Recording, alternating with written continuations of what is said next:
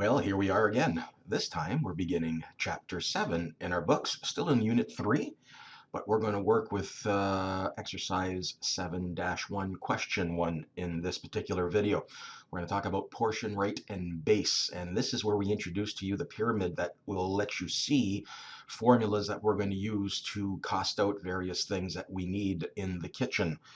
So let's take a look at the first question, and it wants us to find the portion in the following information. So I've included our little magical pyramid of knowledge and fun, as I like to refer to it. The exact same thing that's in the book and what's been talked about in class. We are looking for the portion, and of course the portion is the P in our pyramid, the portion or the percentage. The R is the rate, and whatever is on the bottom left-hand side of the pyramid is always expressed in percent form. And the number over here, or the value over here, stands for the base number, or what it is that this whole calculation is about. So now that I've confused you even more, I'm going to use the colors to try to make it a little bit more obvious as to what it is that we're doing. But again, quickly, if I'm looking for the portion, that means I must have these two values. And since they're beside each other on the pyramid, it's a multiplication. You would multiply the rate by the base, and that will give you the portion or the value of the percent that we are using. So in A, we want to find out what 5% of 80 is. 5%, it has a percent sign. Oh, so does this value here. And since we're looking for this, the other number must represent our base. And if you just read the question, you can see that's what it is. They're saying, what is 5% of 80? 5% of 80 is, well, 5% of 80 is P, forgive me. So all we need to do is multiply 5%, and if we're using the decimal equivalent to make it easier with a calculator, 5% is decimal 0.5. So decimal 0.5 times 80 gives us 4. So 4 is 5% of 80. Down here, we want to know what 90% of 120 is. So again, we will take 90%. We will multiply it by the base number, in this example, 120. 90% is decimal 90 times 120. 108 is 90% of 120. In this one, we want decimal 5% of 150. Just because it's a decimal percent, nothing changes. We just need to make sure that we are converting decimal 5% to its proper decimal equivalent, which is decimal 0.005, and we will multiply it by the base number of 150 so that we get decimal 7.5. And again, decimal 7.5 is decimal 5% of 150. 38% of 464, decimal 388, the decimal equivalent of 38%, times the base number of 464 equals 108 decimal 42. Notice, no one's asking for any kind of rounding, so we do not round. And finally, our last example, 350% of 12,000. Who cares if it's more than 100%? It's the exact same formula. We're going to convert 350% to its decimal equivalent, which is 3 decimal 5, and multiply it by the base number we've been given of 12,000, so that we get an answer of 42,000. 42,000 is 350% of 12.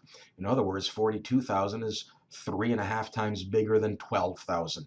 So that's how we use the pyramid to calculate the P, or the percentage. Let's take a look at what we do if we're looking for the rate. And remember, the rate is always expressed as a percent, so our answer has to be in percent form. To get the rate, you can see on our pyramid, we need to have the portion and the base number. And because they are on top of each other, we need to divide the portion by the base, and then multiply by 100, because that is what's going to give us the percent. So what percent of 24 is 6? 6 is what percent of 24? So we're obviously trying to figure out something about the number 24, and that's what our base number would be. We're trying to figure out 6 is what percent of 24. So we know the portion, or the value of the percentage, is 6, and we're trying to figure out 6 of 24. So what we do is 6 divided by 24 times 100 will give us 25%. Here, it's the exact opposite of these numbers, and it needs to be read, and yes, it is a little bit challenging, but what percent of 6 is 24? 24 is what percent of 6? So in this question, we're trying to find out something about the number 6, and we're told that 24 is some type of percent from it. So we take the percentage and we divide it by the base number, and we realize that 24 is 400% of 6, or 6 times 4 is going to give us the 24 that we're looking for. What percent of 12,000 is 825? 825 is what percent of 12,000? Okay, it's 1,200. Pretty close. 1,200 is a base number. This is the portion. So it's 825 divided by 12,000. That gives us 68.75. Oh, look it up here. We need to round our answers to 2 decimal places. Please remember to read the questions carefully and make sure your final answer answers the question. D asks us what 7 is, or asks 7 is what percent of 35.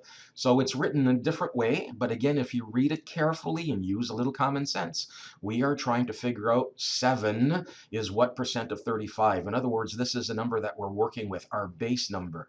So we're going to divide 7 by 35, and that's going to give us 20%. 7 divided by 35 times 100 gives us 20%.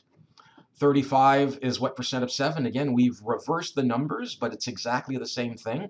We're trying to figure out something about the number 7. This time we want to know 35 is what percent of 7.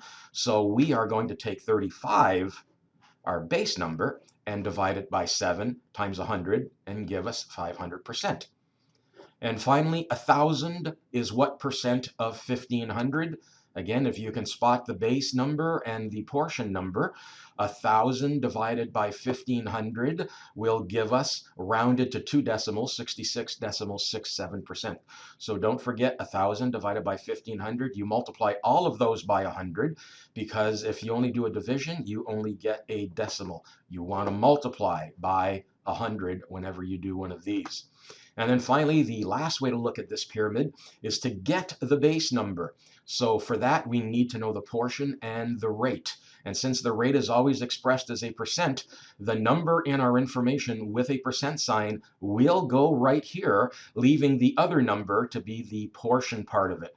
And again, just like in our last example, these two values are above each other. So if you divide the portion by the rate percent, you will then get the base number that we're looking for. So 20% of a number is 5. 20% will go here. 5 will go there. 5 divided by decimal 2 or decimal 20, the decimal equivalent of 20%, 25. So 5 is 20% of 25. 65% of a number is 64. 24, forgive me. 24 divided by decimal 65 is 36.923076. It's a lot of decimal number. Oh, okay. I wasn't asked to round, so I don't round. 120 of a number is 205. 120% will go here, 205 will go there. They're above each other, so it's 205 divided by 1.2, which is the decimal equivalent of 120%.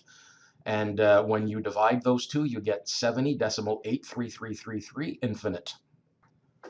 Our next one, 3.50, is 32% of what number? So we've kind of reversed our data here. But again, when you read at it, or you look at it, it says 3.50 is 32% of a number. 32% is going to go here, and 3.50 up here. And if we divide it, we get the base number that we're looking for. So that's exactly what we're going to do. 3.50 divided by decimal 32, the decimal equivalent of 32%, and that equals 10.9375. Again, no rounding is asked for, no rounding should be made. Our next example, 135 is 225% of what number? So just as we did above, we're going to take 135 and divide it by the percent, the decimal equivalent of the percent, which is 2.25, and that gives us 60. So 135 is 2.25% of 60, forgive me. And the last example here, 9.54 is 26.5% of what number? Again, we're going to take the portion, divide it by the rate, but the decimal equivalent of the rate to give us the base number. So 9.54 divided by decimal 265, which is the decimal equivalent of 26.5, and that equals 36. So 9.54 is 26.5% of 36.